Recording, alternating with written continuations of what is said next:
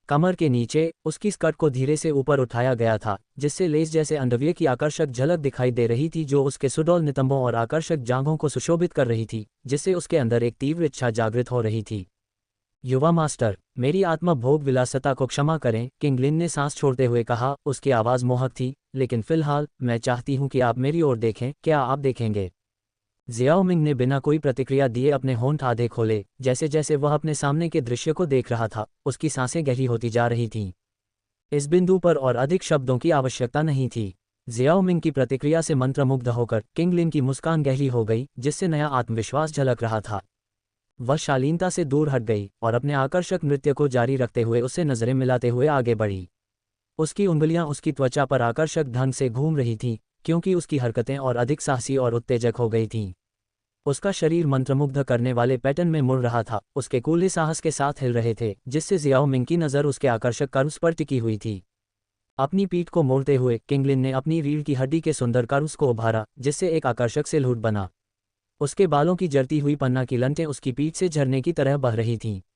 लाल गाल और पसीने की चमकती हुई बूंदें उसकी चमकदार त्वचा को सुशोभित कर रही थीं, जिससे उसका अनूठा आकर्षण और बढ़ गया। जियाओ मिंग को उसे अपनी बाहों में लेने और उसके हर इंच को तलाशने की तीव्र इच्छा महसूस हुई, लेकिन उसने खुद को रोक लिया, जिससे उनके बीच प्रत्याशा बढ़ने लगी। किंग लिन अपने प्रिय युवा स्वामी की सेवा करने के मादक आनंद में डूब गई। वह उसके लिए उसकी इच्छा का आनंद ले रही थी, इस तथ्य का आनंद ले रही थी कि उसकी निगाह केवल उस पर और केवल उस पर थी। थोड़ी देर बाद उसका नृत्य धीरे धीरे एक कामुक विराम पर आ गया। उसका शरीर पसीने की एक पतली चमक के साथ लाल और झिलमिला रहा था। उसकी आंखें जियाओ मिंग की आंखों से मिल गईं, उनमें इच्छा के साथ साथ शर्म की एक झलक भी चमक रही थी। जियाओ मिंग ने बिना कुछ कहे उनके बीच की दूरी को पाट दिया। उसने उसे एक कोमल और अधिकारपूर्ण स्पर्श के साथ अपनी बाहों में खींच लिया। उनके शरीर पूरी तरह से एक दूसरे से सटे हुए थे। कोमलता से भरी एक कोमल आवाज़ किंग लिन के कान में फुसफुसाई। तुमने मुझे मंत्रमुग्ध कर दिया किंग लिन, अब मुझे भी वैसा ही करने दो। किंग लिन का शरीर कांप उठा, उसकी पुतलियों की पंखुड़ियां बिना किसी निशान के गायब हो गईं, क्योंकि उसकी ताकत कम होती जा रही थी। वह स्वेच्छा से उसके आलिंगन में आत्मसमर्पण कर रही थी। बिस्तर पर बैठे हुए जियाओ मिंग ने धीरे से किंग लिन को अपनी गोद में खींच लिया। उसके होठों पर एक गर्म मुस्कान खेल रही थी। उसकी उंगलियां उसके रेशमी हरे बालों में धीरे से चल रही थीं। अब तुम्हें खुशी से नहलाने की बारी मेरी है, उसने फुसफुसाया। जैसे ही वह उसके आलिंगन में पिघली, किंग लिन का दिल उसकी छाती में बेतहाशा धड़क उठा। वह अपने नीचे जियाओ मिंग के कठोर लिंग को महसूस कर सकती थी, और उसका अपना शरीर उत्सुकता से प्रतिक्रिया दे रहा था, जिससे उसके निचले हिस्से से बिजली की झुनझुनी निकल रही थी। ये पहली बार था जब उसने इतनी तीव्र संवेदनाएं महसूस की थीं, और उसने एक हल्की कराह निकाली। किंग लिन ने प्रत्याशा और भेद्यता के एक नाजुक मिश्रण के साथ फुसफुसाते हुए कहा, यंग मास्टर। जियाओ मिंग की उंगलियां उसके पन्ने के बालों में गहराई तक चली गईं। दूसरे हाथ से उसने उसके लाल हो चुके गाल को सहलाया। तुम्हें मुझे यंग मास्टर कहने की ज़रूरत नहीं है, बस मुझे जियाओ मिंग कहो, उसने धीरे से कहा। किंग लिन ने अपनी आंखें बंद कर लीं, अपनी त्वचा पर उसके हाथों की सनसनी का आनंद लेते हुए उसके होंठ एक संतुष्ट मुस्कान में मुड़ गए। मुझे तुम्हें यंग मास्टर कहना पसंद है, यह मुझे खास अनोखा महसूस कराता है। इसलिए उसने मुझे यंग मास्टर कहने पर जोर दिया। जैसे जैसे उसके हाथ उसके गालों की रूपरेखा को टटोलते रहे, जियाओ मिंग ने उसके शब्दों पर विचार किया। फिर उसका स्पर्श उसके नाजुक कानों की लोब पर चला गया, जहां उसने हल्के से चुटकी ली और उन्हें मालिश किया। किंग लिन की आंखें चौड़ी हो गईं, क्योंकि उसे अपने कानों के लोब में एक नई सनसनी महसूस हुई। लेकिन जैसे जैसे समय बीतता गया, उसकी शुरुआती उलझन शुद्ध खुशी में बदल गई। उसकी आंखों ने उस आनंद को प्रकट कर दिया जो वह महसूस कर रही थी। जियाओ मिंग की हथेली में उसके कानों का लाल रंग इस बात की पुष्टि करता है कि वह इसका पूरा आनंद ले रही थी। जियाओ मिंग का स्पर्श बदल गया, क्योंकि उसने धीरे धीरे एक हाथ उसके कानों से हटा लिया, जिससे किंग लिन ने अपनी आंखें थोड़ी खोलीं। इससे पहले कि वह बदलाव को पूरी तरह से समझ पाती, उसने महसूस किया कि एक विदेशी वस्तु उसके खुले होठों पर हल्के से छू रही है। जियाओ मिंग की उंगली उसके होठों के बीच फिसल गई, उसके दांतों से टकरा गई। जब उसे इसका एहसास हुआ, तो एक सहज इच्छा ने उसे जकड़ लिया। उसने बिना किसी हिचकिचाहट के अपना मुंह खोला और हल्के से उसकी उंगली को काट लिया। इसके तुरंत बाद किंग लिन को अपने कान के लोब में झुनझुनी महसूस हुई। जियो मिंग ने उसे हल्के से काट लिया था। उसने दबी हुई कराह निकाली, उसकी आंखें खुशी से आधी बंद थीं। मुझे पता है कि तुम्हें काटने का शौक है किंग लिन, इसलिए मुझे उस समय का एहसान चुकाने दो, जियो मिंग ने उसके कान में कहा। उसके होठों पर एक शरारती मुस्कान थी। किंग लिन के विचार उस समय पर लौट आए जब उसने अपनी बहन जियान एर के साथ उनके छोटे से खेल के दौरान उसके कान को काटा था। उसे विश्वास नहीं हो रहा था कि उसे पता था कि यह पूरी तरह से वही थी। युवा मास्टर को पता था कि यह मैं ही थी। कितनी शर्मनाक बात है, किंगलिन ने बड़ी आंखों से सोचा। शर्मिंदगी के बावजूद एक मादक आनंद ने उसे घेर लिया और वह महसूस कर सकती थी कि उसका शरीर और भी अधिक गर्म हो रहा है। उसके मुंह में एक और उंगली डालते हुए जियाओमिंग उसकी छोटी जीभ से खेल रहा था, जबकि उसका दूसरा हाथ उसके लाल गाल को धीरे से दबाने के लिए आगे बढ़ा। उसकी उंगलियां उसके चेहरे की आकृति को सहला रही थीं और तलाश रही थीं। किंगलिन ने अपनी आंखें बंद कर लीं, जो उसे घेर रही थी। उसकी छोटी जीभ मुड़ी हुई थी और जियाओमिंग की उंगलियों के चारों ओर लिपटी हुई थी। हर गुजरते पल के साथ उसकी सांसें तेज होती जा रही थीं।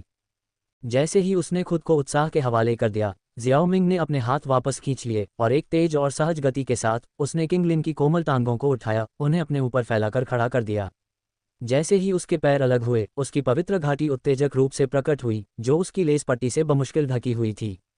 उनके शरीर एक साथ सहज रूप से ढल गए, उसकी पीठ उसके कंधे से सटी हुई थी और उनके चेहरे एक दूसरे के बगल में मोहक रूप से करीब थे।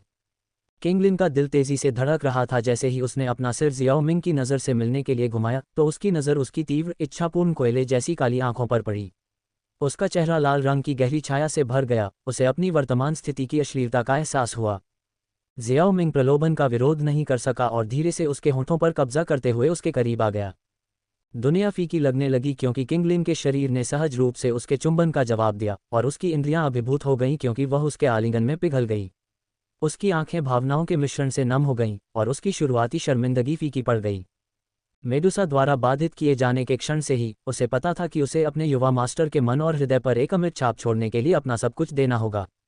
और अब जब उनके होंठ स्नेह के नृत्य में पिघल गए, तो उसके सभी प्रयास आखिरकार सफल हो गए।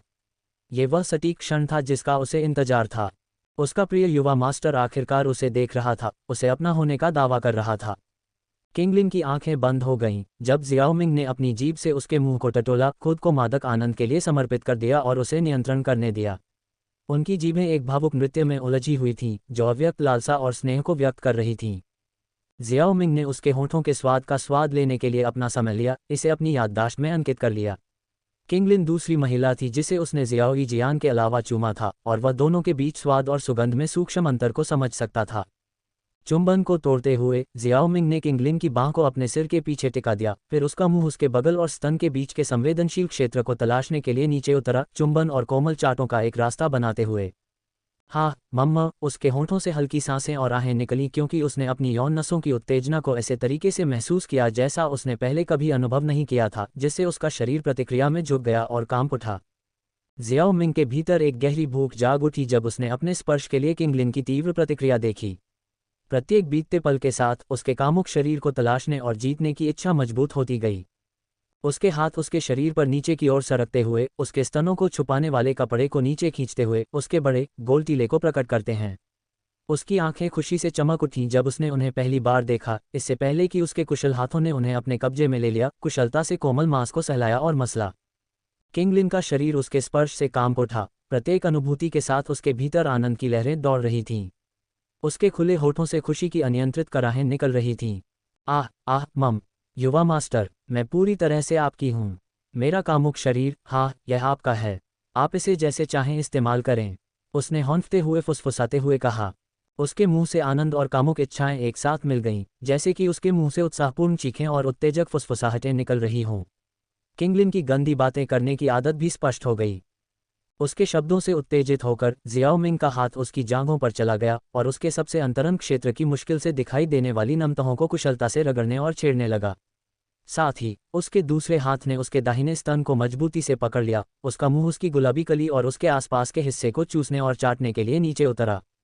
तारांकन SHLP, तारांकन SCHLUP स्क्वेल्च।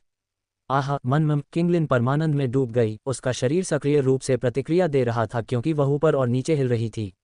जियाओमिंग की जीभ ने उसके स्तन पर जटिल पैटर्न बनाए, जिससे उसकी सुंदर छाती आकर्षक ढंग से हिल गई। मैंने वहां छूने से परहेज किया है, केवल इसलिए कि यंग मास्टर ऐसा करने वाले पहले व्यक्ति हैं। कृपया मुझे गंदा कर दें, उसने विनती की। उसकी आवाज़ में प्रशंसा भरी हुई थी। जैसा तुम चाहो। उसकी भावुक विनती सुनकर जियाओमिंग ने अपनी हरकतें रोक दी, एक हाथ से उसकी कमर को पकड़ लिया। आदिम भूख के साथ उसने उसकी संवेदनशील कली को अपने मुंह में डाला और जोश से चूसा। मनमम, किंगलिन का मुंह खुशी से खुल गया। उसकी सांस उसके गले में अटक गई क्योंकि उसने उसे अपने स्तन को निगलते हुए देखा। उसकी नज़र नीचे झुक गई, उसके दूसरे हाथ को कपड़े के नीचे चतुराई से टटोलते हुए देखने पर स्थिर हो गई जो उसके सबसे अंतरंग अंगों को छिपा रहा था। जैसे जैसे वह उसे छेड़ता और छेड़ता, उसकी टांगों के बीच नमी और उत्तेजना बढ़ती गई, जिससे एक कामुक गड़बड़ पैदा हो गई।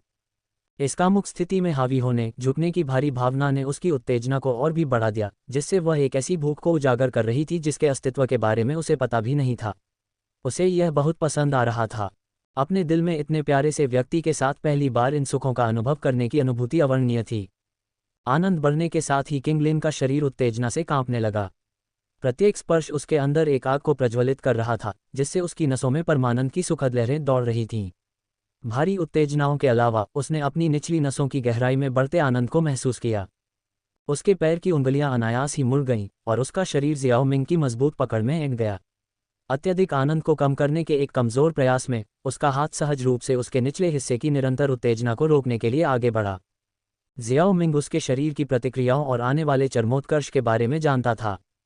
किंगलिन के क्षणभंगुर प्रतिरोध को नजरअंदाज करते हुए उसने अपनी उंगलियों की गति और दबाव को तेज कर दिया, अपना ध्यान उसकी संवेदनशील भक्षेप पर केंद्रित किया। प्रत्येक जानबूझकर स्ट्रोक के साथ उसकी अंतरंग सिलवटों को छुपाने वाली नाजुक लेस को एक तरफ धकेल दिया गया, जिससे उसकी चमकती हुई नमी प्रकट हुई जो उत्सुकता से बह रही थी, जिससे एक मादक सुगंध पैदा हुई जो हवा में भर गई। फिर उसने अपने होंठ उसके स्तन से हटाए और उसके कान के पास झुक गया। उसकी आवाज़ एक कर्कश फुसफुसाहट थी। तुम मुझे बाहर यंग मास्टर कह सकती हो, लेकिन यहाँ इस समय मैं अपना नाम जियाओ मिंग तुम्हारे होठों पर सुनना चाहता हूँ, उसने कहा। उसकी आवाज़ प्रभुत्व से भरी हुई थी। इसने किंगलिन के लिए उत्प्रेरक का काम किया। उसने आज्ञाकारी ढंग से अपने होंठ खोले और एक आदिम चीख निकाली जो उसके अस्तित्व की गहराई से गूंज रही थी। उसने बेदम आवाज में उसका नाम पुकारा। उसके शब्द उस आनंद की सिम्फनी के साथ मिल गए जिसने उसे घेर लिया था।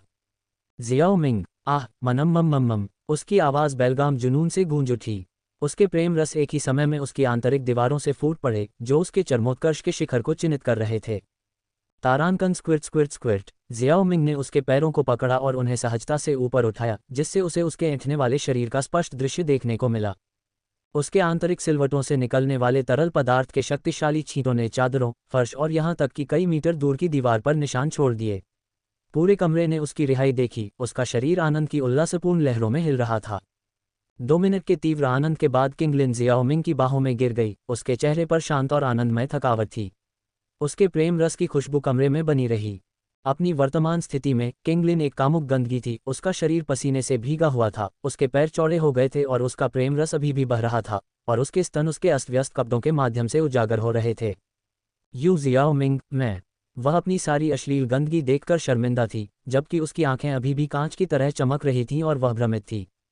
उसकी अस्त व्यस्त स्थिति से विचलित हुए बिना जियाओ मिंग ने एक बार फिर उसके होठों को छुआ। उनके मुंह एक गंदे लेकिन अंतरंग चुंबन में उलझे हुए थे। किंगलिन की शर्मिंदगी दूर हो गई क्योंकि उसने जियाओ मिंग के स्नेह को महसूस किया। जैसे जैसे उनके चुंबन की लय कम होती गई, किंगलिन उसकी बाहों में नींद की आगोश में समा गई। उसका शरीर अभी भी उसके संभोग की संवेदनाओं से झुंझुनी कर रहा था। अल्पविराम। अव्यवस्थित कमरे को साफ करने के बाद जियाओ मिंग अपने बिस्तर के किनारे सो रही सुंदरी के पास गया। किंगलिन का नग्न शरीर एक शुद्ध सफ़ेद चादर में नाजुक ढंग से लिपटा हुआ था। उसका चेहरा शांत और संतुष्ट था। उसके गाल पर एक हल्की लाली छा रही थी। जियाओ मिंग ने धीरे से उसके लाल हो चुके गाल को सहलाया, उसकी उंगलियां कोमल स्नेह के साथ उसकी त्वचा पर फिसलते हुए। वह नीचे झुका और उसके माथे पर चूमा। जैसे ही वह खड़ा हुआ, जियाओ मिंग की नज़र कमरे के खाली हिस्से की ओर चली गई। उसके होठों पर एक जानकार मुस्कान थी। मुझे आश्चर्य है कि अगर किंगलिन को पता चल जाए कि तुम यहाँ हमेशा से थे तो वह क्या सोचेगी। छोटी बहन की त्वचा पतली है, अगर उसे पता चल जाए तो क्या वह मरते दम तक शर्मिंदा नहीं होगी। कमरे के उस हिस्से से एक नर्म और कोमल आवाज़ सुनाई दी। फिर शून्य से एक सफ़ेद आकृति उभरी। एक चंचल हंसी के साथ जियाओ जियान ने कहा, मुझे उम्मीद नहीं थी कि छोटी बहन इतनी जल्दी सो जाएगी। मुझे लगा कि वह पूरी रात तुम्हें नहीं छोड़ेगी। बिस्तर पर शांति से सो रही किंगलिन को देखकर जियाओ जियान का दिल खुशी से भर गया। आखिरकार उसकी छोटी बहन की सबसे गहरी इच्छा पूरी हो गई थी और अब वे खुद को सच्ची बहनें मान सकती थीं। जियाओ जियान किंगलिन के नृत्य प्रदर्शन से प्रभावित थी। क्या ये किसी तरह की आकर्षण आधारित दू तकनीक थी? उसने सोचा। उसे एहसास हुआ कि उसकी छोटी बहन से सीखने के लिए बहुत कुछ है।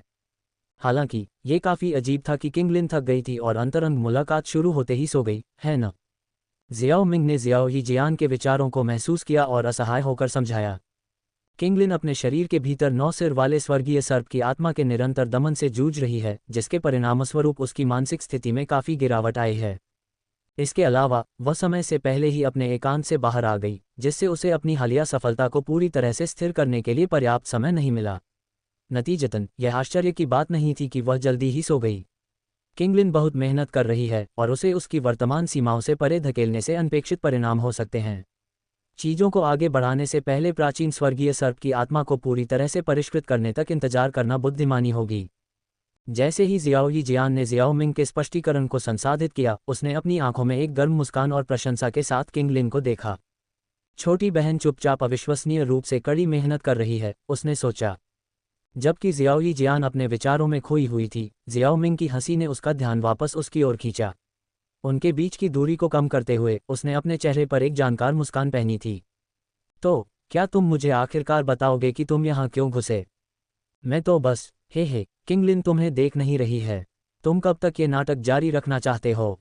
ऐसा नहीं है। जियाओ जियान की आवाज़ थोड़ी कांप उठी। उसने अपने गुलाबी होठों को काटा और शर्म से उसकी तरफ देखा। जियाओ मिंग ने थोड़ा मुस्कुराया और अपना हाथ आगे बढ़ाया, उसके सफ़ेद गाउन से ढके गोल सुडौल नितंबों को मजबूती से पकड़ लिया। तुम यहाँ सिर्फ अपनी छोटी बहन पर नज़र रखने के लिए नहीं घुसे हो, है ना? जैसे ही उसने अपना हाथ उसकी त्वचा पर रगड़ा, जियाओ जियान का शरीर खुशी से झूम उठा, जिससे उसका शांत चेहरा ढह गया और वह उसकी बाहों में पिघल गई। हाँ, जियाओ मिंग, उसकी आंखें इच्छा से चमक उठीं और उसके प्यार के रस की एक नाजुक धार उसके कांपते पैरों से टपकने लगी। वह पवित्र गोली शहर तक वापस जाते हुए पूरे रास्ते में इच्छा से जलती रही थी। लेकिन जैसे ही वह जियाओ मिंग के कमरे में घुसने वाली थी, जहां से उन्होंने छोड़ा था, उसने देखा कि उसकी छोटी बहन चुपके से अंदर आ रही है। स्वाभाविक रूप से वह अपना पल बर्बाद नहीं करना चाहती थी, इसलिए वह अनिच्छा से पीछे हट गई। हालांकि उसकी जिज्ञासा बनी रही, जिसने उसे अपनी छोटी बहन के प्रदर्शन को चुपचाप देखने के लिए मजबूर किया। किसी भी मामले में किंगलिन उसकी उपस्थिति को नोटिस नहीं करेगी, है ना? लेकिन जब जियाओ जियान ने किंगलिन के अंतिम परमानंद तक पूरी घटना को देखा, तो वह और भी कामुक हो गई। तुम्हें पता है, उसने बड़बड़ाते हुए कहा, उसकी आवाज़ लालसा से भरी हुई थी, हमें अनगिनत बार बाधित किया गया है, लेकिन अब चूंकि मेरी छोटी बहन ने काम आधा अधूरा छोड़ दिया है, इसलिए मैं खुशी से उसकी जगह ले लूंगी। जैसे ही उसके मुंह से शब्द निकले, जियाओ जियान ने अपनी बाहें जियाओ मिंग की गर्दन के चारों ओर लपेट लीं, फिर अपना एक हाथ ऊपर उठाया, जिससे एक स्थानिक अवरोध पैदा हो गया जिसने उस क्षेत्र को घेर लिया जहां किंगलिन शांति से सो रही थी। उनकी आवाज़ें तो छिपाई जा सकती थीं, लेकिन जो होने वाला था वह शायद नियंत्रण से बाहर हो जाएगा। तुम बहुत अच्छी बड़ी बहन हो, जियाओ मिंग ने मुस्कुराते हुए कहा और उसकी गांठ को दबाया, जिससे वह एक बार फिर कराह उठी। बताओ मेरी चालाक परी, तुम वास्तव में क्या चाहती हो? तुम बहुत मतलबी हो। जियाओ मिंग, मैं चाहती हूं कि तुम। जियाओ जियान के गुलाबी होठों ने कामुक दलीलों की एक श्रृंखला बनाई। जब उसने उसकी आंखों में गहराई से देखा, उसका शरीर प्रत्येक बोले गए शब्द के साथ गर्म होता जा रहा था। बेशक जियाओ मिंग उसकी इच्छा को ठुकरा नहीं सकता था। किंगलिन के मामले के बाद वह भी अंदर से बेहद उत्तेजित था। एक पल में उनकी आकृतियां दृष्टि से गायब हो गईं, केवल सो रही किंगलिन के बगल में बिस्तर पर फिर से प्रकट होने के लिए। अल्पविराम। सुबह किंगलिन को धीरे धीरे होश आया। उसे लगा कि उसने लंबे समय से इतनी अच्छी तरह से आराम नहीं किया था। अगली चीज जो उसने महसूस की वह थी उसके हाथों द्वारा एक मांसल शरीर को ढंकने की अनुभूति, साथ में एक आरामदायक और परिचित सुगंध जिसने उसके दिल को गर्मजोशी से भर दिया।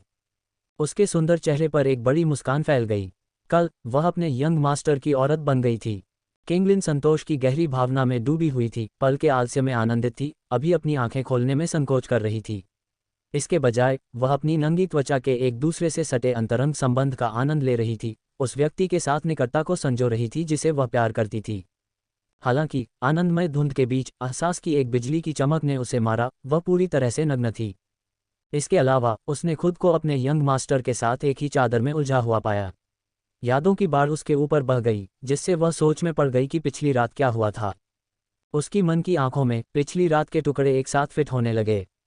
उसने उस अत्यधिक आनंद को याद किया जिसने उसे घेर लिया था, अंततः अपने यंग मास्टर की बाहों में दम तोड़ दिया। ऐसी गहन अंतरंगता की याद ने उसकी भावनाओं को झकझोर दिया, लेकिन एक संदेह उसके दिमाग में घुस गया, क्या रात के दौरान कुछ और हुआ था? उसने अपने शरीर की स्थिति को भांपते हुए जल्दी से इस विचार को खारिज कर दिया। हालांकि एक और भी अधिक परेशान करने वाला विचार उसके दिमाग में आया, कुछ और क्यों नहीं हुआ? क्या वह वास्तव में उनके अंतरंग पल के दौरान सो गई थी? शर्मिंदगी ने उसे घेर लिया, जिससे उसे एक छेद खोजने और गायब होने की इच्छा हुई। इसका मतलब था कि उसके यंग मास्टर ने उसके बाद की सफाई की थी और उसे बिस्तर पर लिटाने से पहले उसके कपड़े उतार दिए थे। अब वह उसका सामना कैसे कर सकती थी? हिम्मत जुटाते हुए किंग लिन ने सावधानी से अपनी आंखें खोलीं, ये देखने के लिए कि क्या उसका यंग मास्टर अभी भी सो रहा है। हालांकि उसके सामने जो दृश्य सामने आया उसने उसे वहीं जमने पर मजबूर कर दिया। वह न केवल अपने यंग मास्टर के शरीर से लिपटी हुई थी, बल्कि उसने दूसरी तरफ से उसके सीने को कोमलता से गले लगाते हुए एक और हाथ भी देखा। बहन जियान र किंगलिन ने तुरंत पहचान लिया कि वह हाथ किसका था। रुको। अध्याय 355, एक साल का समय। एक साल बाद पवित्र गोली शहर। एक मंद रोशनी वाले कमरे के केंद्र में एक उग्र लाल औषधीय कड़ाही रखी गई थी। शाओ मिंग एक सफ़ेद वस्त्र पहने हुए धीरे धीरे अपनी आंखें खोली, उसके लंबे काले बाल उसके कंधों पर झूल रहे थे। स्पिरिट पोषण पाउडर का शोधन वास्तव में डूक्यूई को खा जाता है। प्रत्येक शोधन के बाद मुझे ठीक होने के लिए आधे दिन की आवश्यकता होती है, जियोमिंग ने औषधीय कड़ाही को दूर रखते हुए खुद से कहा। फिर वह खड़ा हुआ और कमरे से बाहर निकल गया। लिविंग रूम में प्रवेश करने पर जियोमिंग ने जियो यी जियान और अन्य लोगों की अनुपस्थिति देखी। उसने पूछताछ करने के लिए एक नौकरानी को बुलाया और पता चला कि वे सुबह ही लगभग 1 घंटे पहले ही चले गए थे। जियोमिंग को उनकी अनुपस्थिति से कोई फर्क नहीं पड़ा और घर छोड़ने से पहले कुछ निर्देश दिए सीधे पिल टॉवर मुख्यालय की ओर बढ़ गया। रास्ते में उसे पिल टॉवर के कई कीमियागर मिले। जैसे ही उन्होंने जियाओमिंग को देखा, उन्होंने तुरंत उसके लिए रास्ता बना लिया। उनकी निगाहें सम्मान से भरी हुई थीं। उन्होंने उसकी उम्र के कारण उसे कम नहीं आंका।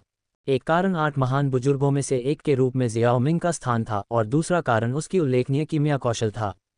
पिछले 1 साल में जियाओमिंग का कीमिया स्तर 4 रंग के 8वें स्तर पर पहुंच गया था, जिससे वह 8 महान बुजुर्गों में शीर्ष स्तर का अस्तित्व बन गया। इस उपलब्धि ने उसे अपने साथियों का सम्मान दिलाया।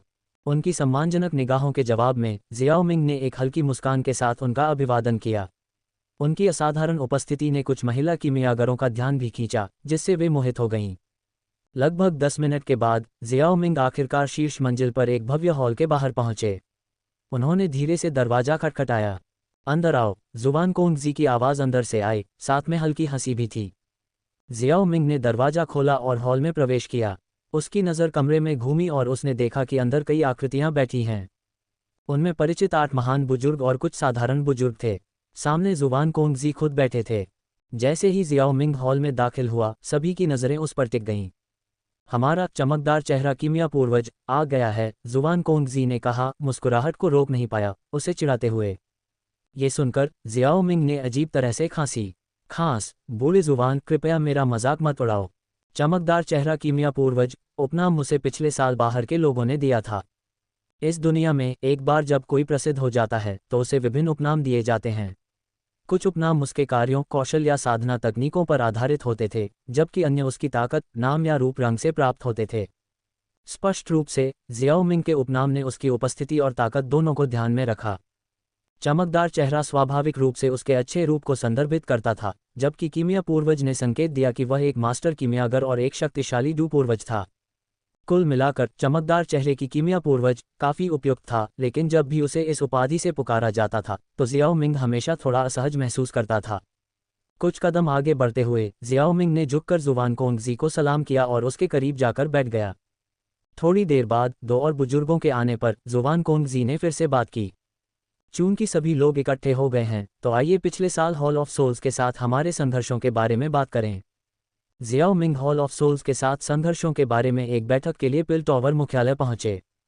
1 साल पहले जब वह पवित्र पिल सिटी में लौटा तो सेंट्रल प्लेन्स में खबर फैल गई कि हॉल ऑफ सोल्स के तियानजुन ने ये सिटी में उस पर खुलेआम हमला किया है। स्वाभाविक रूप से पिल टॉवर को इस घटना के बारे में पता चल गया और 8 महान बुजुर्गों में से एक होने के नाते वे निष्क्रिय नहीं रह सकते थे। वे दूसरों को यह नहीं समझने दे सकते थे कि पिल टॉवर हॉल ऑफ सोल्स से डरता है। पिछले 1 साल में पिल टॉवर और हॉल ऑफ सोल्स के बीच कई प्रत्यक्ष और गुप्त झड़पें हुई हैं। हालांकि हॉल ऑफ सोल्स को हुन कबीले से समर्थन मिला था, फिर भी वे पिल टॉवर की तुलना में थोड़े कमज़ोर थे। इसके अलावा उनके पास कुछ गुप्त योजनाएं थीं। इस प्रकार इस अवधि के दौरान पिल टॉवर को थोड़ा ऊपरी हाथ मिला। जियाओमिंग पर हमला सिर्फ एक चिंगारी थी जिसने पिल टॉवर और हॉल ऑफ सोल्स के बीच तनाव को भड़का दिया। पिल टॉवर लंबे समय से हॉल ऑफ सोल्स से नाराज था, क्योंकि वह खुलेआम और गुप्त रूप से कीमियागरों की आत्माओं को पकड़ता था और कभी कभी उनके साथ छल करता था। हालांकि इस साल सेंट्रल प्लेन्स में अत्यधिक रक्तपात से बचा गया था, लेकिन अशांति की एक अंतर्निहित भावना थी। हालांकि अशांति के बीच स्थिरता के क्षण भी थे। अब दोनों पक्षों के बीच टकराव अपने अंतिम चरण में पहुंच गया था और इस बैठक को चीज़ों को समाप्त करने के लिए आयोजित किया गया था। 1 घंटे के बाद बैठक आखिरकार समाप्त हो गई। ठीक है, चलो आज की बैठक के लिए इसे समाप्त करते हैं। आप में से बाकी लोग जा सकते हैं, लेकिन जियाओ मिंग कृपया रुकें, जुवान कोंगजी ने कहा।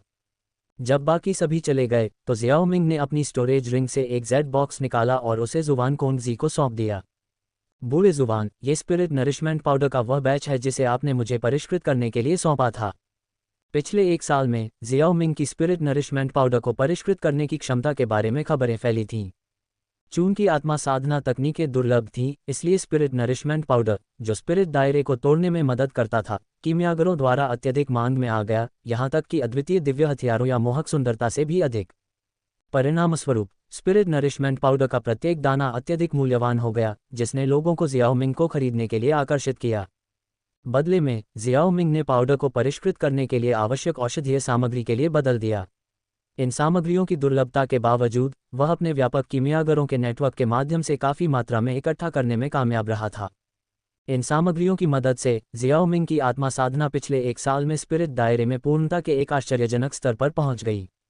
जियाओ मिंग ने स्पिरिट नरिशमेंट पाउडर इसलिए लाया था क्योंकि जुवान कोंगजी ने कुछ दिन पहले बताया था कि उसे इसकी ज़रूरत है और उसने जियाओ मिंग से इसे परिष्कृत करने में मदद करने के लिए कहा। हालांकि जुवान कोंगजी का सोल रियल्म स्वर्ग रियल्म में था और स्पिरिट नरिशमेंट पाउडर का उसके लिए कोई खास उपयोग नहीं था, लेकिन जियाओ मिंग को इस बात से कोई फर्क नहीं पड़ा कि जुवान कोंगजी इसका क्या उपयोग करना चाहता है। आप वास्तव में भाग्यशाली हैं कि आपको लंबे समय से खोई हुई स्पिरिट नरिशमेंट पाउडर रिफाइनिंग विधि मिल गई है, जुवान कोंगजी ने कहा। जेड बॉक्स प्राप्त करते समय उनके चेहरे पर थोड़ी भावनात्मक मुस्कान थी। उन्होंने प्राचीन ग्रंथों में स्पिरिट नरिशमेंट पाउडर के अभिलेख देखे थे, इसलिए वे समझ गए थे कि यह कीमियागरों के लिए कितना आकर्षक था, खासकर 7वें स्तर के शिखर पर रहने वाले लोगों के लिए, जिनके आगे बढ़ने की कोई उम्मीद नहीं थी। ये संभावना थी कि जब तक जियाओ मिंग उन्हें स्पिरिट नरिशमेंट पाउडर पेश करेंगे, वे स्वेच्छा से इसे स्वीकार कर लेंगे। ये सिर्फ किस्मत है, जियाओ मिंग ने मुस्कुराते हुए जवाब दिया। ठीक है, आपकी किस्मत सामान्य से परे है, जुवान कोंगजी ने अपना सिर हिलाते हुए हंसते हुए कहा और इस विषय पर आगे बात करने से परहेज किया। उस पल जियाओ मिंग बोलने से पहले थोड़ा हिचकिचाया। बूढ़े जुबान, मुझे कुछ दिनों के लिए पवित्र गोली शहर छोड़ने की ज़रूरत है। जुवान कोंगजी ने आश्चर्य से जियाओ मिंग को देखा और कहा, हालांकि हॉल ऑफ सोल्स के साथ हमारा संघर्ष समाप्ति के करीब है, लेकिन यदि आप शहर छोड़ देते हैं तो इसकी कोई गारंटी नहीं है कि वे भयावह चालें नहीं चलेंगे। अब बाहर निकलना सुरक्षित नहीं है। मैं जोखिमों से अच्छी तरह वाकिफ हूं और मैं सावधानी से आगे बढ़ूंगा, जियाओ मिंग ने गंभीर भाव से उत्तर दिया। वह इसलिए जाना चाहता था क्योंकि जियान वापस आ रहा था। सिमुलेशन के अनुसार जियान की वापसी उन दिनों के भीतर होने की उम्मीद थी। जियाओ मिंग सटीक दिन के बारे में निश्चित नहीं था, यह आज या कल हो सकता है। फिर भी जियान की वापसी का मतलब था कि वह डू संत के प्राचीन अवशेषों की ओर बढ़ सकता था। पूरे वर्ष के दौरान जियाओ मिंग की ताकत 9वें सितारा डू पूर्वज के शिखर पर अटकी रही थी, जिससे थोड़ी प्रगति हुई। हालांकि उन्होंने डू वेनेरे क्षेत्र में 20 से अधिक स्काई डेमन कठपुतलियों को सफलतापूर्वक परिष्कृत किया था। जियाओ यी जियान ने वर्ष के दौरान काफ़ी साधना प्रगति की थी और जहर चिन्ह तकनीक की खोज के साथ 7 सितारा डू वेनेरे तक पहुंच गया था। वेनेरे तियान हुओ को भी जियाओ मिंग की परिष्कृत औषधीय गोलियों से लाभ हुआ था, जो 6 सितारा डू वेनेरे तक पहुंच गया था। जियाओ मिंग की अपनी ताकत में भी गुणात्मक सुधार हुआ था। उसे प्राचीन अवशेषों पर एकाधिकार करने का भरोसा था। सिमुलेशन की बात करें तो जियाओ मिंग ने वर्ष के दौरान कई मूल्यवान वस्तुएं प्राप्त कीं। 9वीं श्रेणी की जुबान पिल रेसिपी, 9 रंग की 8 स्तरीय पिल, 9वीं श्रेणी की जादुई जानवर की राक्षस कोर, एक मध्यवर्ती तियान लकड़ी विशेषता क्यूई विधि और यहां तक कि ड्रैगन फीनिक्स मूल फल भी थे। जियाओ मिंग ने वास्तव में ड्रैगन फीनिक्स मूल फल का सफलतापूर्वक अनुकरण किया था, जिसने उसे कुछ हद तक आश्चर्यचकित किया।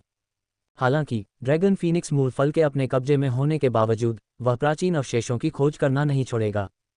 ये देखते हुए कि जियाओ मिंग अपने शब्दों के बावजूद दृढ़ रहे, जुवान कोंगजी ने अपनी भूरी भौहों को सिकोड़ा, आह भरी और अनिच्छा से कहा, बहुत अच्छा, मैंने देखा है कि आप हमेशा अपने कार्यों में विवेक का प्रयोग करते हैं और आप हर चीज़ की अवहेलना करने वाले व्यक्ति नहीं हैं।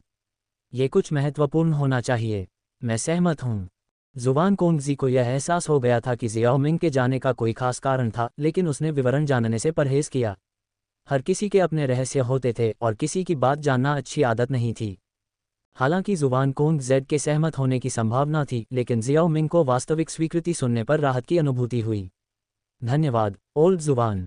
जुवान कोंगजी की सहमति प्राप्त करने के बाद जियाओ मिंग ने उनकी अनुपस्थिति के दौरान कर्तव्यों के हस्तांतरण से संबंधित मामलों पर चर्चा की और फिर हॉल से बाहर निकल गया। अध्याय 356 जियान का पलायन।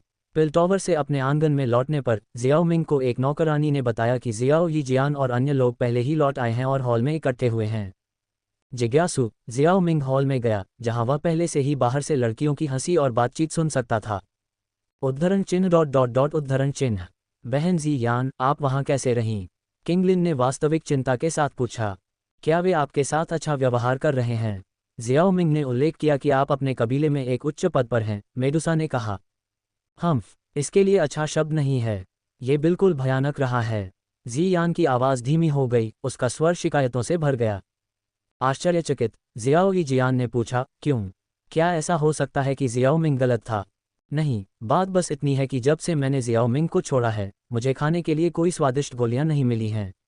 इसके बजाय वे नीच लोग मुझे घिनौना खाना खिलाते हैं। जियान ने शिकायत की, उसकी बड़ी बड़ी आंखों में आंसू भर आए। उसे जियाओ मिंग से दूर बिताया गया समय असहनीय लगता था, जैसे कभी न खत्म होने वाले दुष्स्वप्न में जीना। यही कारण था कि जैसे ही उसे मौका मिला, वह अपने कबीले से दूर चली गई। हालांकि जियान के शब्द दयनीय लग सकते थे, लेकिन तीनों लड़कियां उसके व्यक्तित्व को अच्छी तरह समझती थीं। जियान ने जो कुछ भी व्यक्त किया, वह उसके मुंह से निकलने पर कई गुना बढ़ गया, इसलिए उन्होंने उसके दावों पर पूरी तरह से विश्वास नहीं किया। जहां तक किसी चीज को खाने के लिए मजबूर करने की बात है, तो यह संभवतः किसी तरह की शक्तिवर्धक दवा थी, क्योंकि उसके जाने के बाद से जियान की शक्ति में उल्लेखनीय सुधार हुआ था।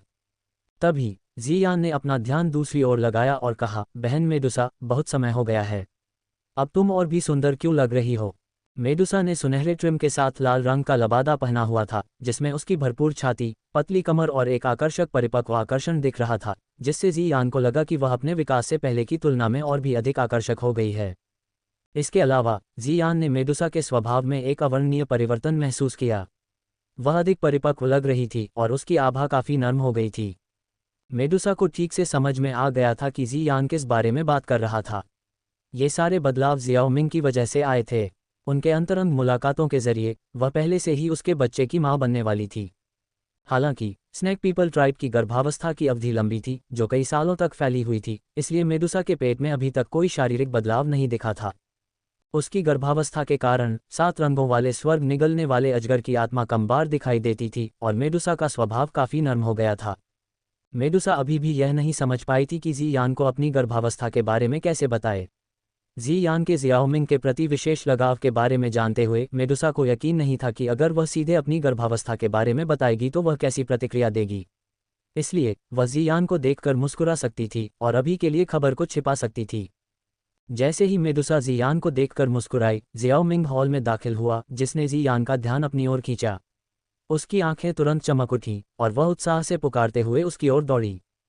जियाओ मिंग, मुझे तुम्हारी बहुत याद आई। जियाओ मिंग ने गर्मजोशी से मुस्कुराते हुए जियान को अपनी बाहों में पकड़ लिया, धीरे से उसके सिर को सहलाया और ध्यान से उसकी जांच की। जियान की नाजुक और मनमोहक शक्ल हमेशा की तरह प्यारी बनी रही, एक कीमती चीनी मिट्टी की गुड़िया जैसी। ऐसा लगता है कि इस अवधि के दौरान तुम अच्छा कर रही हो, जियाओ मिंग ने जियान की जीवंत और ऊर्जावान स्थिति पर संतुष्टि में सिर हिलाते हुए कहा।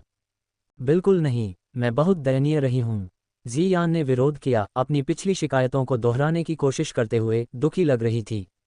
जियाओ मिंग ने चंचलता से हाथ बढ़ाया और उसके चिकने गाल पर चुटकी ली, उसका स्वर थोड़ा मनोरंजक था। तुम अपनी पेटू आदत कब बदलोगी? तुम जो खाती हो, दूसरे लोग उसे खाने का सपना देखते हैं। मम्मा, स्वादिष्ट चीज़ों को पसंद करना कोई बुरी आदत नहीं है। तुमने पहले भी कहा था कि हमें जीवन में वही करना चाहिए जो हमें पसंद है। और मुझे स्वादिष्ट खाना पसंद है, जियान ने जवाब दिया। उसका मुंह थोड़ा दबा हुआ था क्योंकि वह अपना चेहरा चुटकी में दबाए हुए बोल रही थी। जियाओ मिंग की टिप्पणी महज एक सामान्य टिप्पणी थी। जियान से यह पूछने के बाद कि क्या उसे वापस आते समय कोई परेशानी हुई, उसने अपना हाथ छुड़ाया और मुख्य सीट पर जाकर बैठ गया। जियान खुशी खुशी जियाओ मिंग के पीछे चली गई और जैसे ही वह बैठ गया, उसने मुस्कुराते हुए एक स्टोरेज रिंग निकाली।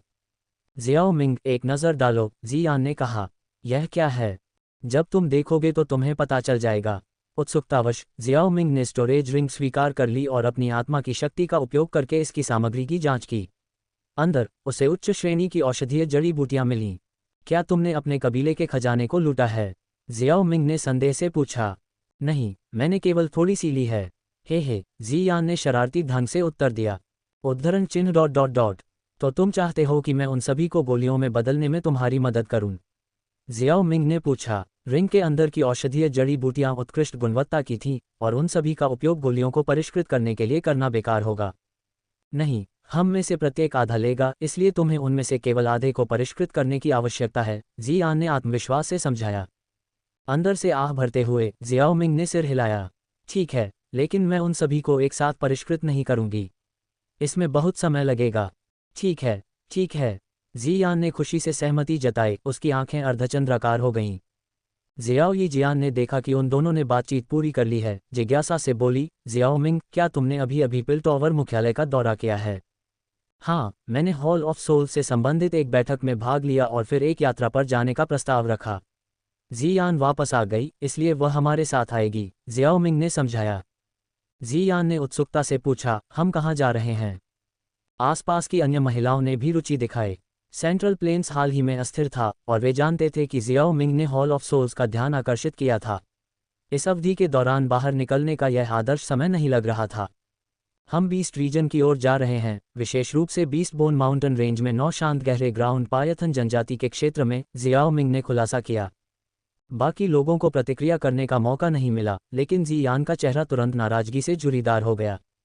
उफ, जानवर क्षेत्र में ऐसा क्या मज़ेदार है? हम वहाँ क्यों जा रहे हैं? हम मौज मस्ती के लिए नहीं जा रहे हैं, जियाओ मिंग ने स्पष्ट किया। वह जानता था कि पूर्वी ड्रैगन द्वीप, जहाँ जियान रहती थी, बीस्ट क्षेत्र के स्थानिक अशांति के भीतर होना चाहिए।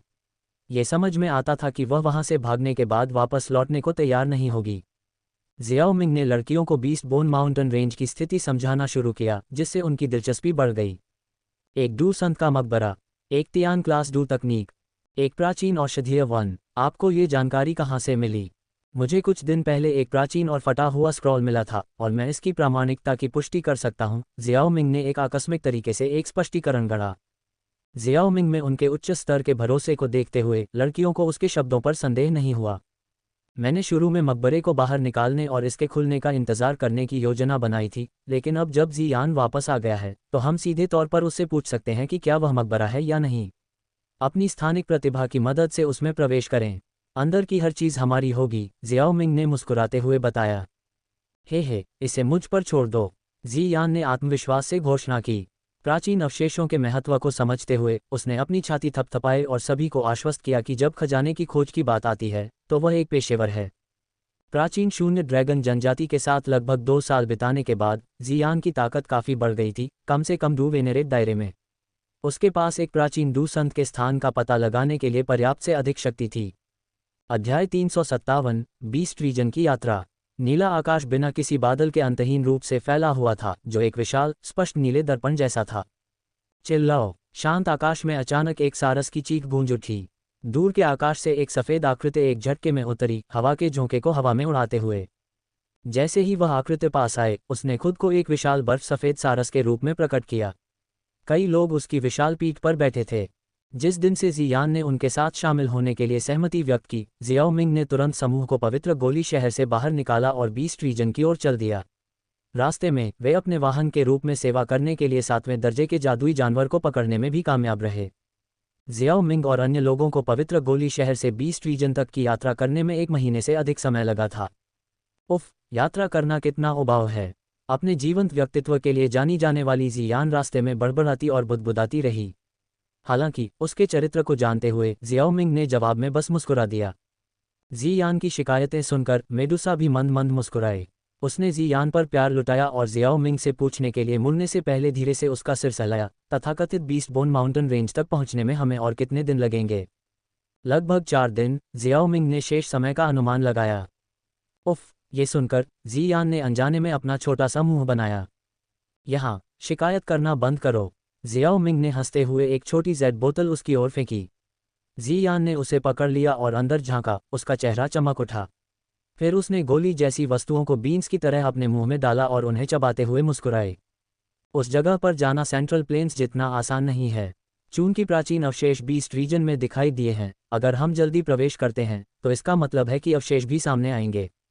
तब तक पूरे सेंट्रल प्लेन्स को पता चल जाएगा। अगर हमें खोज लिया गया तो ये परेशानी की बात होगी, जियान ने समझाया। हमें उनके बारे में चिंता करने की ज़रूरत नहीं है, जियाओ मिंग ने जवाब दिया। उसके होठों पर एक हल्की मुस्कान थी। अत्यधिक लालची होने के कारण अक्सर अवांछित ध्यान आकर्षित होता था। यह अपरिहार्य था कि जब वे बाहर दिखाई देते तो बहुत ध्यान आकर्षित करते। इसके अलावा जियाओ मिंग ने सिम्युलेटर से सीखा था कि हॉल ऑफ सोल्स के सदस्य भी दिखाई देंगे। हालांकि जियाओ मिंग को हल्के में नहीं लिया जा सकता था। उसके पास 20 से अधिक डू वेनेरेट कठपुतलियां थीं। उसने एक डू सेंट के अवशेषों को छूने की भी हिम्मत की। उसे ऐसी ताकतों से क्यों डरना चाहिए? वास्तव में, हालांकि एक डू सेंट के अवशेष बेहद कीमती थे, लेकिन वे बहुत अधिक शक्तिशाली व्यक्तियों को आकर्षित नहीं करेंगे। सबसे पहले, सेंट्रल प्लेन्स में अधिकांश दुर्जय व्यक्ति एकांत में थे और उनके पास समय नहीं था। ये सेंट्रल प्लेन्स में डू वेनेरेट की कमी का मुख्य कारण था। दूसरे, कुछ ताकतों के लिए एक डू सेंट के अवशेष बस अवशेष थे। मूल कार्य में पिलटॉवर ने किसी को भी स्थान पर नहीं भेजा। अधिकांश आगमन में मुख्य रूप से 3 घाटियों और 4 महान मंडप स्तर की सेनाएं शामिल थीं। केवल हॉल ऑफ सोल्स को तियान क्लास डू तकनीक की उपस्थिति के बारे में पता था, इसलिए उन्होंने टीम का नेतृत्व करने के लिए एक 5 सितारा डू वेनेरेट को भेजा। बेशक ये केवल मानव बलों को संदर्भित करता है। बीस्ट रीजन की अधिकांश मूल सेनाएं भाग लेंगी, जैसे कि हेवन डेमन फीनिक्स जनजाति और 9 सेरेन डीप ग्राउंड पायथन जनजाति। हालांकि आने वाली सेनाओं की ताकत सीमित थी, इसलिए जियाओ मिंग बिल्कुल भी नहीं डरता था। बेशक जियाओ मिंग इतना मूर्ख भी नहीं था कि उनकी पहचान उजागर कर दे। उसने पहले से ही उनकी आभा को छिपाने के लिए काले वस्त्र तैयार कर रखे थे, ताकि कोई उन्हें पहचान न सके। सबसे खराब स्थिति में जियाओ मिंग प्राचीन शून्य ड्रैगन जनजाति के शक्तिशाली सदस्यों से मदद मांग सकता था, जो गुप्त रूप से जियान का पीछा कर रहे थे। वे खुद पर ध्यान आकर्षित किए बिना एक साथ निकल सकते थे। जियान हाल ही में ताइजू प्राचीन ड्रैगन द्वीप से भाग निकली थी, और यह संभव था कि उसे जल्द ही वहां वापस लौटना पड़े। हालांकि यह सेंट्रल प्लेन्स जितना बड़ा नहीं था, लेकिन बीस्ट रीजन ने सम्मान अर्जित किया। अंतहीन पर्वत श्रृंखला ने एक जंगली वातावरण बनाया जो इस क्षेत्र के लिए अद्वितीय था। जबकि बीस्ट रीजन को अक्सर सैकड़ों हजारों बड़े पहाड़ों से जोड़ा जाता था, ये केवल एक मोटा अनुमान था। अगर कोई उन्हें ठीक से गिनता तो संख्या उम्मीदों से कहीं ज्यादा होती। ये पहाड़ इंसान की पहुंच से बहुत दूर थे, और समय के साथ अनगिनत खजाने पीछे छूट गए थे, जो उन्हें खोजने के लिए इच्छुक लोगों की प्रतीक्षा कर रहे थे। बीस्ट बोन माउंटेन रेंज, जियो मिंग और उनके साथियों का गंतव्य, बीस्ट रीजन के भीतर एक उल्लेखनीय प्रतिष्ठा थी। ये हड्डियों के अपने समुद्र के लिए जाना जाता था, एक डरावना दृश्य जहां असंख्य जानवरों के अवशेष बिखरे हुए थे। जैसे जैसे इन हड्डियों के भीतर की ऊर्जा धीरे धीरे खत्म होती गई, वे जादुई जानवरों के लिए मूल्यवान पोषण बन गए, जिससे बीस्ट बोन माउंटेन रेंज उनके लिए एक पसंदीदा सभास्थल बन गई। 4 दिनों की यात्रा के बाद जियो मिंग और अन्य लोगों ने बीस्ट रीजन के हरे भरे पहाड़ों के बीच एक चमकदार पीला रंग देखा। पीला रंग अलग दिख रहा था, लेकिन इसने जियान और अन्य लोगों की दिलचस्पी जगा दी। वे 1 महीने की यात्रा के बाद आखिरकार अपने गंतव्य पर पहुंच गए थे। जियान, अब ये तुम्हारे ऊपर है। बीस्ट बोन माउंटेन रेंज अभी भी विशाल है, लेकिन सौभाग्य से डूसेंट के अवशेषों की खबर अभी भी छिपी होनी चाहिए। हमारे पास पर्याप्त समय है, जियाओ मिंग ने मुस्कुराते हुए कहा। जियान वरिष्ठ याओ, अपने उच्च साधना चरणों के साथ आप भी अन्वेषण कर सकते हैं, उन्होंने कहा। जियान की आंखों में बैंगनी चमक तेज हो गई, और उसके नाजुक शरीर से एक अदृश्य स्थानिक शक्ति निकली। चिंता मत करो, जब तक बीस्ट बोन माउंटेन रेंज के भीतर एक छिपी हुई जगह है, ये निश्चित रूप से एक प्राचीन शून्य ड्रैगन की पहचान से बच नहीं पाएगी। यहाँ तक कि एक डूसेंट का स्थान भी अपवाद नहीं होगा। इसके बाद के दिनों में जियान ने बीस्ट बोन माउंटेन रेंज के भीतर गहन खोज और संवेदन शुरू किया। अपनी क्षमताओं के कारण उन्हें अपनी आभा को छिपाने में कोई परेशानी नहीं हुई और वे पकड़े नहीं गए। मैंने इसे पा लिया। बीस्ट बोन माउंटेन रेंज के एकांत कोने में जियान की उत्साह भरी आवाज़ गूंजी, जिसने जियाओ मिंग को उसके विचारों से वापस ला दिया। उसने जियान की निगाह का अनुसरण किया। नीले आसमान के नीचे एक ऊंचे प्राचीन पेड़ के ऊपर खड़े होकर जियाओ मिंग ने आगे एक विशाल घाटी को देखा। घाटी हड्डियों के अवशेषों से भरी हुई थी, जो अन्य क्षेत्रों की तुलना में कहीं अधिक थी।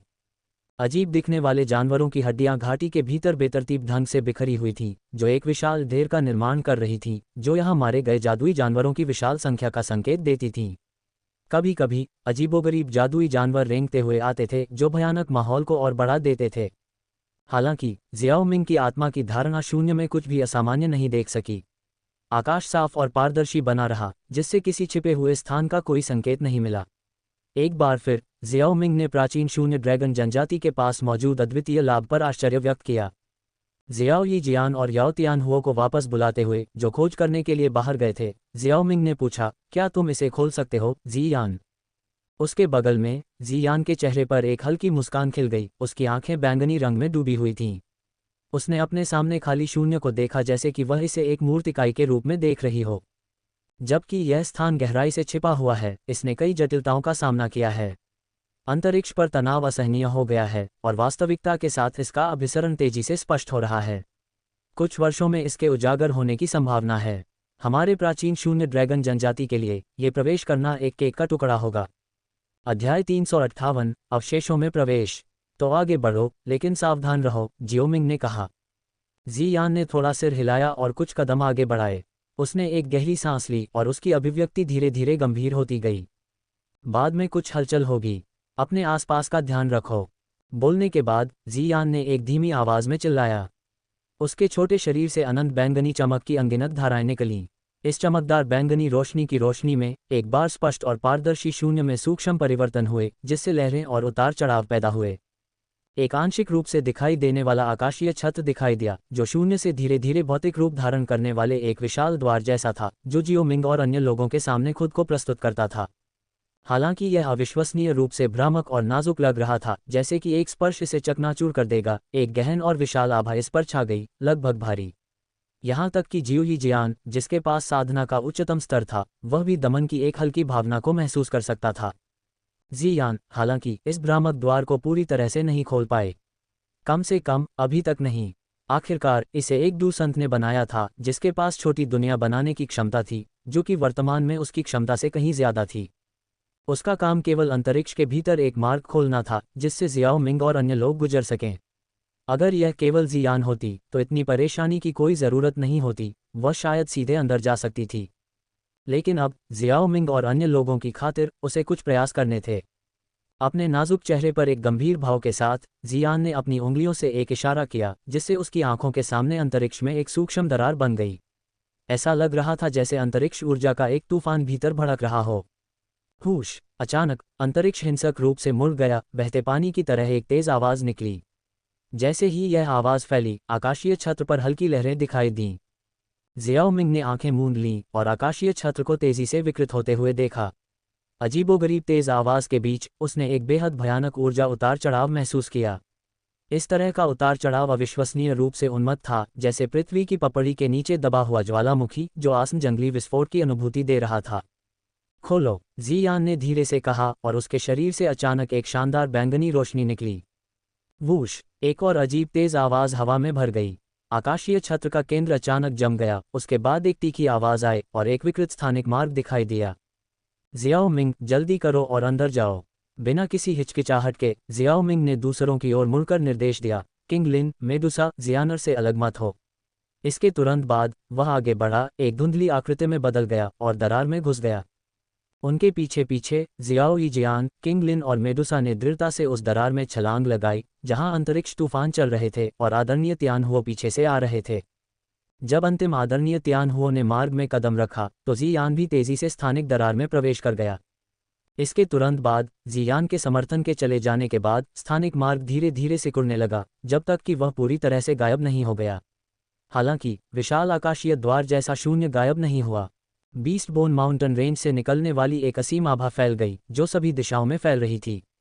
इस आभा को महसूस करने वाले पहले लोग निश्चित रूप से जादुई जानवरों की विभिन्न श्रेणियां थीं, जो अंदर की अजीबोगरीब ऊर्जा के कारण बीस्ट बोन माउंटेन रेंज के पास एकत्र हुए थे। वे जल्दी से गेट पर पहुंच गए, लेकिन जल्द ही उन्हें एहसास हुआ कि वे अंदर नहीं जा सकते।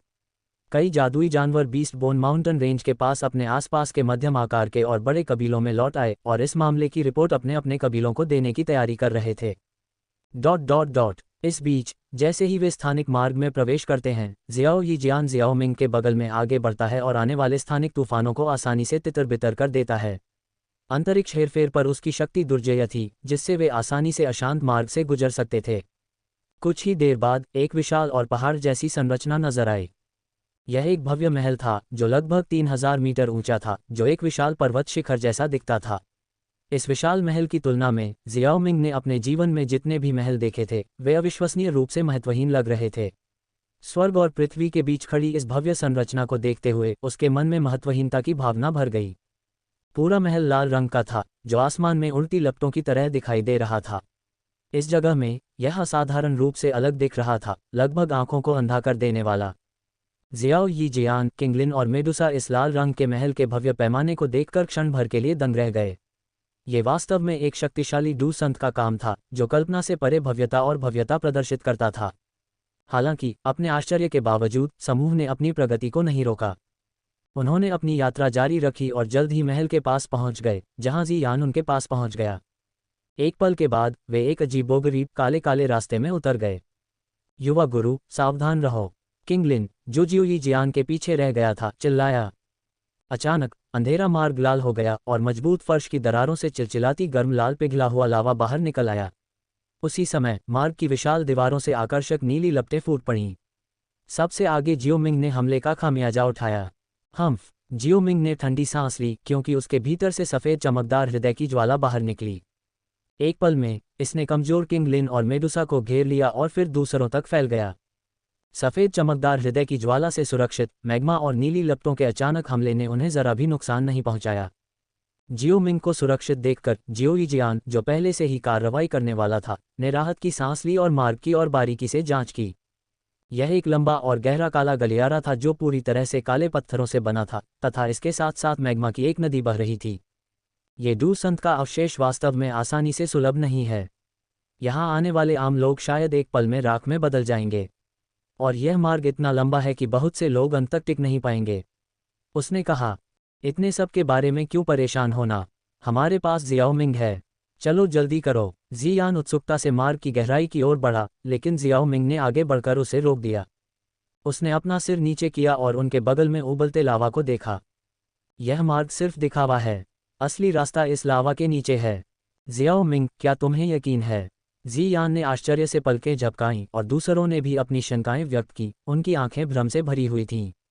लावा नकली नहीं लग रहा था। मुझे यकीन है, चलो चलें। जियाओमिंग ने समूह को अपनी सुरक्षा में घेर लिया और वे तेजी से फर्श से बाहर निकल आए, खुद को लावा के ऊपर रखते हुए। फिर वे नीचे की ओर कूद पड़े। जैसे ही वे लावा में डूबे, जियाओमिंग और अन्य लोग तेजी से नीचे उतरे। हालांकि मैग्मा झुलस रहा था, लेकिन इससे उन्हें कोई बाधा नहीं हुई, क्योंकि वे स्वर्गीय ज्वाला द्वारा संरक्षित थे। नीचे उतरने के लगभग 1 मिनट बाद उन्होंने एक हल्की दबी हुई आवाज़ सुनी। अचानक उनके पैर लड़खड़ा गए और वे एक निश्चित दूरी तक नीचे खिसक गए, जब तक कि उनके पैर ठंडे फर्श पर नहीं आ गए।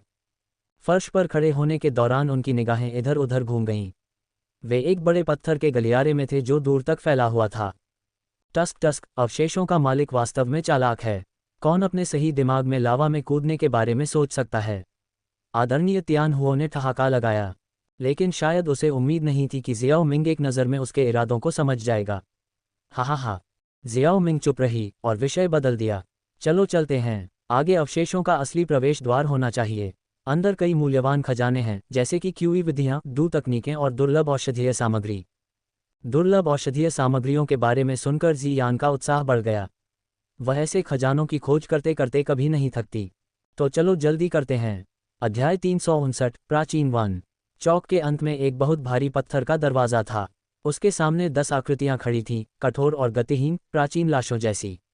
इन चांदी की खाल वाली कठपुतलियों की खोखली आंखें और भावहीन चेहरे थे, जो हजारों सालों से संरक्षक के रूप में खड़ी थीं। जियान ने कठपुतलियों को देखा, अपना सिर घुमाया और जियाओमिंग और पास आ रहे अन्य लोगों को उत्साह से हाथ हिलाया। जियाओमिंग, वहां देखो, तुम्हारी तरह की कठपुतलियां हैं। जियाओमिंग ने पत्थर के दरवाजे के बाहर कठपुतलियों को देखा। उनके पूरे शरीर पर एक चमकदार चांदी का रंग चमक रहा था, जो दर्शाता था कि वे पृथ्वी स्तर पर थे। जियाओमिंग के अनुमान के अनुसार इन 10 पृथ्वी दानव कठपुतलियों के पास पूर्वज क्षेत्र के शिखर पर शक्ति होनी चाहिए। ऐसा लगता है कि असली अवशेष इस पत्थर के दरवाजे के पीछे हैं और ये कठपुतलियां सुरक्षा का काम करती हैं। जियोई जियान ने भव्य पत्थर के दरवाजे को देखते हुए बड़बड़ाया। मुझे अपनी मांसपेशियों को थोड़ा खींचने दो। आदरणीय तियान हुओ ने कुछ कदम आगे बढ़ाए। 10 पूर्वज स्तर की कठपुतलियां उसके खिलाफ एक राउंड भी नहीं टिक पाएंगी। या मुझे इसे संभालने दो। जियोमिंग ने हस्तक्षेप करते हुए उसे रोक दिया। इन 10 पृथ्वी दानव कठपुतलियों की आध्यात्मिक छाप लगभग मिट चुकी थी, और एक बार उनकी आत्मा बह जाने के बाद उन्हें आसानी से एकत्र किया जा सकता था। याओ तियान हुओ को उन्हें नष्ट करने देना बेकार होगा। इसके अलावा इन 10 पृथ्वी दानव कठपुतलियों के पास एक संयुक्त हमला गठन था जो उन्हें आकाश दानव कठपुतलियों में बदल सकता था। जियो मिंग इस संयुक्त हमला गठन में काफ़ी रुचि रखता था और देखना चाहता था कि अगर वह इसे निष्पादित करने के लिए अपने 20 से अधिक आकाश दानव कठपुतलियों का उपयोग करता है तो क्या होगा। जियाओ मिंग के बोलने के बाद आदरणीय तियान हुओ ने अपनी हरकतें बंद कर दी और इससे पहले कि वह कुछ कह पाता, उसने जियाओ मिंग को ये कहते सुना, हो गया। हो गया से तुम्हारा क्या मतलब है। आदरणीय तियान हुओ हैरान दिखे। अगले ही पल जियाओ मिंग ने अपना हाथ हिलाया और 10 पृथ्वी दानव कठपुतलियां चांदी की रोशनी की धाराओं में बदल गईं, जिन्हें उसने इकट्ठा किया। चरमराहट। जैसे ही 10 कठपुतलियों को जियाओ मिंग के स्टोरेज रिंग में रखा गया, कसकर बंद पत्थर के दरवाजे से कई तरह की चरमराहट की आवाज़ें आने लगीं। धीरे धीरे एक दरार खुलती गई। एक वीरान और प्राचीन आभा धीरे धीरे बाहर निकल आए। चलो चलते हैं। आश्चर्यचकित याओ तियान हुओ को संक्षेप में समझाने के बाद जियाओ मिंग समूह को खुले पत्थर के दरवाजे में ले गया। पत्थर के दरवाजे से गुजरने के बाद जियाओ मिंग और अन्य लोगों ने खुद को एक विशालकाय हॉल में पाया जो एक विशालकाय जानवर जैसा दिखता था। वे हॉल के बीच में खड़े होने पर खुद को तुच्छ महसूस कर रहे थे। जब उन्होंने चारों ओर देखा तो उन्होंने हॉल के किनारों से कई गहरे गलियारे देखे जिनके गंतव्य अज्ञात थे। हमें आगे क्या करना चाहिए? सभी ने मार्गदर्शन के लिए जियाओ मिंग की ओर देखा। हॉल की विशालता को देखते हुए जियाओ मिंग ने अलग अलग खोज करने का सुझाव दिया। हालांकि जगह के बारे में अपने सीमित ज्ञान और हॉल के भीतर अज्ञात खतरों की संभावना को देखते हुए उन्होंने इस विचार को खारिज कर दिया। चलो पहले प्राचीन जंगल की तलाश करते हैं, फिर हम हॉल दर हॉल खोजेंगे। अगर आपको रास्ते में अपने लिए कुछ उपयोगी मिलता है तो बेझिझक उसे रख लें। जियान, प्राचीन जंगल के स्थान को पहचानो। वहाँ की जड़ी बूटियाँ अनगिनत सालों से बची हुई हैं और मुझे यकीन है कि तुम उनसे प्रसन्न होगे। हालांकि जियाओ मिंग के पास खजाने की खोज करने का हुनर भी था, लेकिन जब उसके पास जियान है तो वह खुद ऐसा क्यों करेगा। ठीक है। प्राचीन जड़ी बूटियों के बारे में सुनकर जियान की आंखें अर्धचंद्राकार हो गईं और उसने उत्सुकता से सिर हिलाया। उसने अपनी आंखें बंद कर लीं, खजाने के स्थान को समझने और उनके अनुमानित प्रकारों की पहचान करने के लिए अपनी अनूठी प्रतिभा का उपयोग किया। थोड़ी देर बाद जियान ने अपनी आंखें खोलीं और उत्साह से जियाओ मिंग से कहा, जियाओ मिंग, मैंने इसे पा लिया है। मेरे पीछे आओ। अपनी दोहरी पोनीटेल को झुलाते हुए जियान तेजी से जियाओ मिंग और अन्य लोगों का नेतृत्व करते हुए पास के एक मार्ग की ओर उड़ गई। बड़े हॉल में गलियारे अविश्वसनीय रूप से विशाल थे, जिससे समूह छोटे पक्षियों की तरह तेजी से आगे बढ़ सकता था। वे रास्ते में कई मंडपों से गुजरे, लेकिन चूंकि उनका मुख्य लक्ष्य प्राचीन जंगल को खोजना था, इसलिए उन्होंने अपनी गति धीमी नहीं की। थोड़ी देर बाद जियान अचानक रुक गया, जिससे जियाओ मिंग और अन्य लोगों का ध्यान आकर्षित हुआ। उनकी निगाहें आगे के प्राचीन पत्थर के दरवाजे पर टिकी थीं, जो काई से ढका हुआ था। इसका गहरा हरा रंग समय बीतने का संदेश दे रहा था।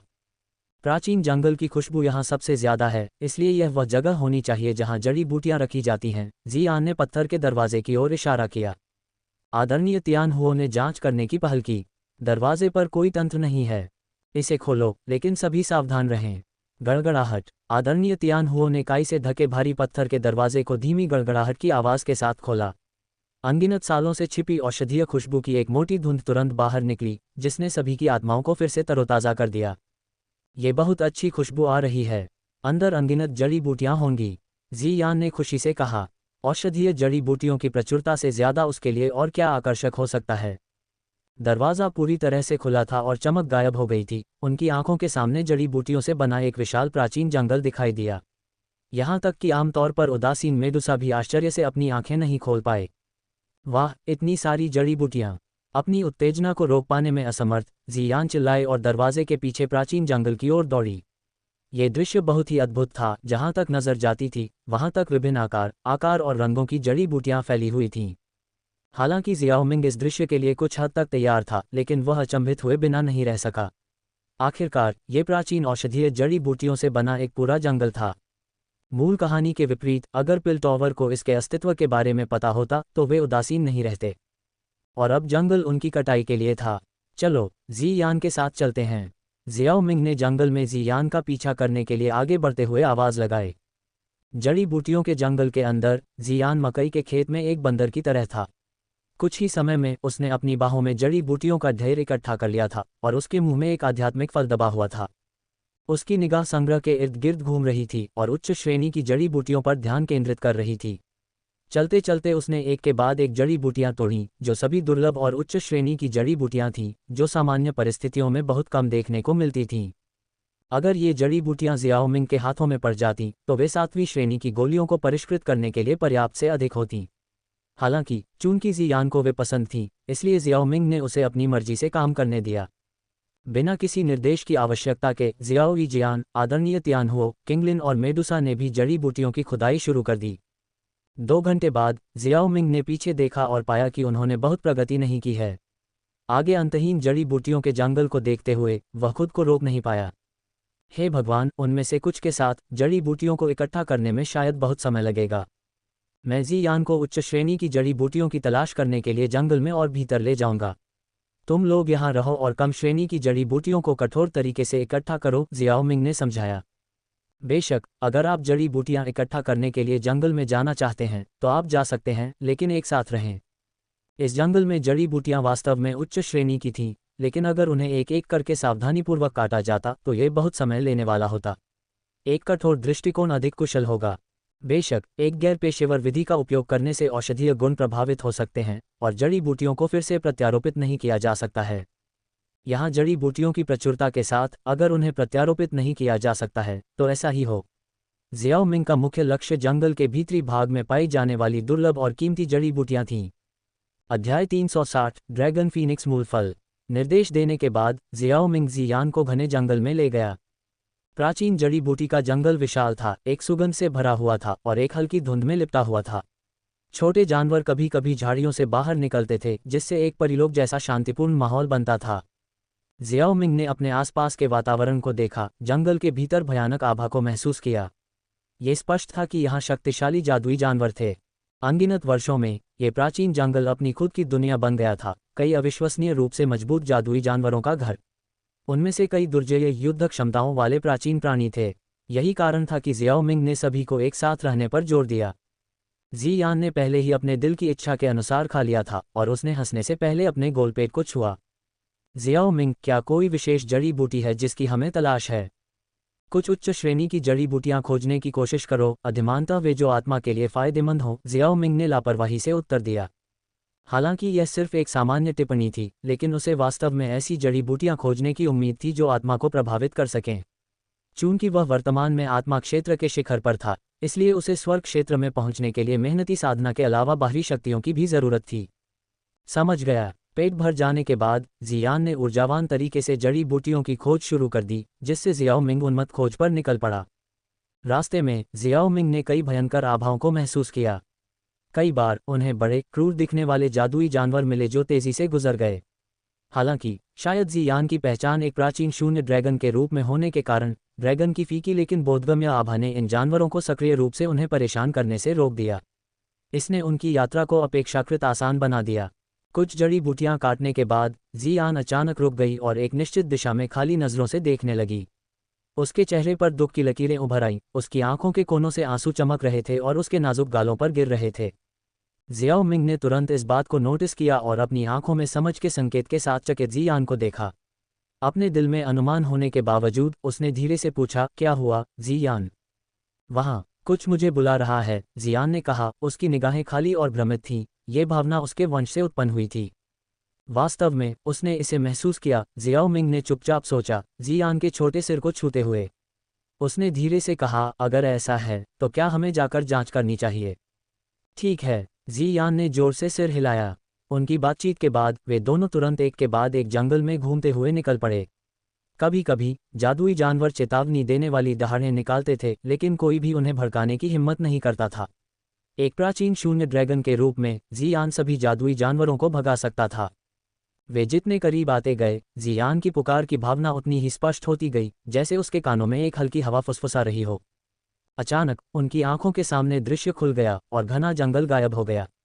उनके सामने एक हरा घास का मैदान था, जिसकी स्वर्ग और पृथ्वी की ऊर्जा समाप्त हो गई थी, जो उच्च श्रेणी की जड़ी बूटियों को पोषित करने के लिए अपर्याप्त थी, जिसके लिए कई वर्षों की आवश्यकता होती है। विकास। जियान बिना किसी हिचकिचाहट के मैदान के किनारे पर खड़ी थी। तेजी से अपने छोटे से हाथ को आगे बढ़ाते हुए उसने अपने सामने आधे फीट की खाली जगह को छुआ। जैसे ही उसका हाथ संपर्क में आया, अचानक पतली हवा से एक सुनहरी रोशनी प्रकट हुई। ये बीस्ट स्पिरिचुअल बैरियर है। केवल जादुई जानवर ही अपनी मृत्यु से पहले अत्यंत शक्तिशाली ताकत के साथ इस तरह के अवरोध को संघनित कर सकते हैं, जियान ने समझाया। उसने अपने छोटे से हाथ से प्रकाश अवरोध को धीरे से रगड़ा। उसका मूड काफी हद तक शांत हो गया था, लेकिन उसके चेहरे पर अभी भी एक हल्की उदासी छाई हुई थी। ऐसा लगता है कि आपके प्राचीन शून्य ड्रैगन जनजाति का एक पूर्वज यहाँ गिरा था। चलो अंदर चलते हैं और देखते हैं, जियाओ मिंग ने सुझाव दिया। जी यान ने थोड़ा सिर हिलाया। चूंकि वे यहाँ आए थे इसलिए उन्हें अंदर जाकर खुद देखना था। बिना किसी हिचकिचाहट के उसने अपनी पतली जैद उंगली को काटा और उसकी उंगलियों पर सुनहरे खून की एक किरण उभरी। उसने हल्के से बीस्ट स्पिरिचुअल बैरियर को छुआ, जिससे एक सुनहरा खून का धब्बा बन गया। जैसे ही सुनहरा खून का धब्बा दिखाई दिया, उस क्षेत्र में तेजी से उतार चढ़ाव शुरू हो गया। सुनहरा अवरोध हिलने लगा और धीरे धीरे एक दरार खुल गई। चलो, ये देखकर जी यान ने अपना हाथ हिलाया और सीधे दरार में कदम रखा। जियाओ मिंग उसके पीछे पीछे चला और जैसे ही वह बीस्ट स्पिरिचुअल बैरियर में दाखिल हुआ, सुनहरी रोशनी में उतार चढ़ाव हुआ और दरार बिना किसी निशान के तुरंत गायब हो गई। ... जैसे ही जियाओ मिंग और जी यान बीस्ट स्पिरिचुअल बैरियर में दाखिल हुए, उनके आसपास का माहौल अचानक बदल गया। कभी हरा भरा जंगल गायब हो गया और एक उजाड़ मैदान बन गया। मैदान विशाल था, जो चमकीले लाल रेत से ढका हुआ था, जो ताजे खून से रंगा हुआ लग रहा था। जीवंत लालिमा के बीच हल्के सफ़ेद पत्थर की धूल परिदृश्य को बिखेर रही थी। मैदान के केंद्र में 300 मीटर आकार की एक राजसी प्राचीन पत्थर की वेदी खड़ी थी, जो खून के रंग की झलक दिखा रही थी, जो इसे एक प्राचीन और उजाड़ रूप दे रही थी। एक जंगली आभा, मानो प्राचीन काल से, उनकी ओर दौड़ी। वेदी के चारों ओर 2 विशालकाय जीव थे, जो सिर से पूंछ तक जुड़े हुए थे और इसे केंद्र में घेरे हुए थे। प्राचीन शून्य ड्रैगन, प्राचीन स्वर्ग फीनिक्स, जी यान ने चौंक कर कहा। जब वह अंदर गई तो उसे लगा कि कुछ गड़बड़ है, लेकिन उसने कभी नहीं सोचा था कि यहाँ एक प्राचीन स्वर्ग फीनिक्स मिलेगा। जियाओ मिंग की नज़र वेदी पर टिकी रही, दूर तक देखती रही। उसने वेदी के बीच में एक पत्थर का मंच देखा, जिस पर सुनहरे और बैंगनी रंग का मिश्रण था। पत्थर के मंच पर एक छोटी सी नाली थी और उस नाली के भीतर एक छोटा सा पेड़ का अंकुर उगना शुरू हो रहा था। पेड़ का अंकुर केवल एक अंगूठे जितना मोटा था, लेकिन यह एक विशाल ड्रैगन की तरह इधर उधर घूमता था। इस छोटे से पेड़ के अंकुर के ऊपर एक फल लटका हुआ था। फल एक हथेली के आकार का था, जिसमें सुनहरे और बैंगनी दोनों रंग दिखाई दे रहे थे। सुनहरा आधा मुड़ा हुआ और मुड़ा हुआ एक प्राचीन शून्य ड्रैगन के सिकुड़े हुए संस्करण जैसा लग रहा था, जबकि दूसरा बैंगनी आधा पंख फैलाकर नाचते हुए फीनिक्स जैसा लग रहा था। फल से एक भयानक दबाव निकल रहा था, जैसे कि एक प्राचीन शून्य ड्रैगन और एक प्राचीन स्वर्ग फीनिक्स की भयानक शक्ति का सामना कर रहा हो। जियाओ मिंग को पहले भी ड्रैगन फीनिक्स मूल फल मिला था और उसने इसे अपने भंडारण रिंग के अंदर सील भी कर रखा था। दूसरी ओर जी यान के चेहरे पर पहले तो एक खाली भाव था, लेकिन फिर उसकी आंखों में उत्साह की एक झलक दिखाई दी और उसने कहा, यह ड्रैगन फीनिक्स मूल फल है, जिसका उल्लेख प्राचीन शून्य ड्रैगन जनजाति की कुछ प्राचीन पुस्तकों में किया गया है।